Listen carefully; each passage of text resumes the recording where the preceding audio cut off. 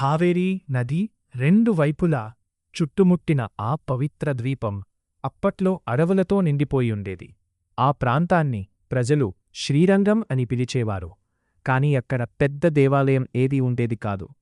సాయంత్రం అయ్యాక అక్కడికి ఎవరూ వెళ్లేవారు కాదు.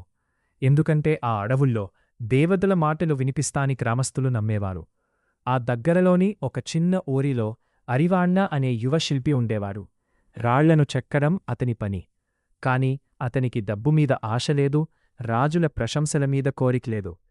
ప్రతి రాయిలో ఒక జీవం దాగి ఉంటుంది, దాన్ని బయటకు తీసే చేతులు కావాలి అని అతను చెప్పేవాడు.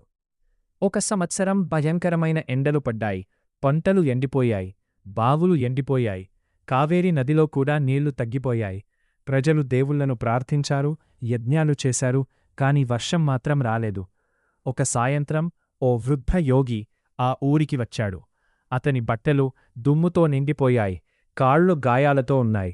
కొంచెం నీళ్లు ఇవ్వండి బిడ్డలు అని అడిగాడు. కాని గ్రామస్థులు తమ దగ్గర నీళ్లు చాలవని భయపడ్డారు. అప్పుడు అరివాణ్ణ తన ఇంట్లో మిగిలిన చివరి కుండ నీళ్లు తీసుకొచ్చి ఆ యోగికి ఇచ్చాడు.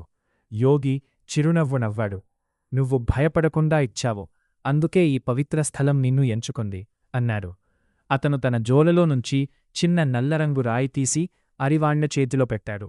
ఈ రాయిలో విశ్రాంతి తీసుకుంటున్న శ్రీరంగనాథుడు ఉన్నారు. రెండు నదులు పాటలు పాడే చోట ఆయనకు ఆలయం కట్టాలి అని చెప్పాడు. మరుసటి ఉదయం యోగి కనిపించలేదు.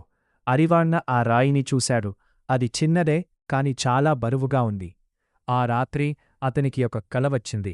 ఆకాశాన్ని తాకే గోపురాలు, పొడవైన మండపాలు, మధ్యలో ఆదిశేషునిపై విశ్రమిస్తున్న మహావిష్ణువు. లేచి చూసేసరికి ఆ రాయి కొంచెం పెద్దదైంది. అరివాణ్ణ దాన్ని కావేరీ మధ్యనున్న ద్వీపానికి తీసుకెళ్లాడు. అతను అక్కడ అడుగుపెట్టగానే గాలి చల్లబడింది. పక్షులు గుంపులుగా ఎగిరాయి. నదిలో నీటి ప్రవాహం పెరిగింది. ఇదే స్థలం అని అతనికి అర్థమైంది. ప్రతిరోజూ అతను ఆ రాయిని చెక్కసాగాడు. మొదట గ్రామస్థులు నవ్వుకున్నారు. ఆలయం కట్టి వర్షం వస్తుందా అని ఎగతాళి చేశారు.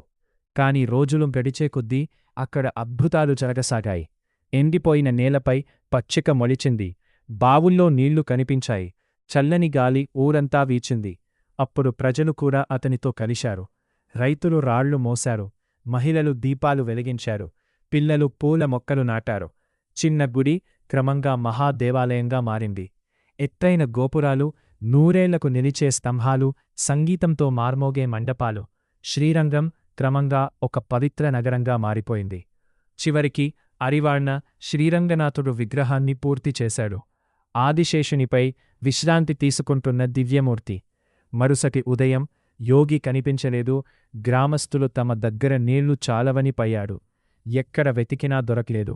గర్భగుడి దగ్గర అతని ఉలి మాత్రమే కనిపించింది. ఆ రాత్రి ప్రధాన అర్చకుడికి స్వప్నంలో శ్రీరంగనాథుడు దర్శనమిచ్చాడు. అతను ఎక్కడికి పోలేదు. ఈ ఆలయంలో ప్రతి రాయిలో అతని భక్తి ఉంది, ప్రతి స్తంభంలో అతని ప్రాణముంది అని అన్నాడు. మరుసటి ఉదయం మేఘాలు కమ్ముకున్నాయి. నెమ్మదిగా వర్షం మొదలైంది. ఆ వర్షం ఆగలేదు. పంటలు మళ్లీ పండాయి. ప్రజల ముఖాల్లో ఆనందం తిరిగి వచ్చింది. అప్పటినుంచి ప్రజలు ఒక మాట చెప్పుకుంటూ వచ్చారు. శ్రీరంగం దేవాలయం మనుషులు కట్టింది కాదు, భక్తి స్వయంగా నిర్మించింది.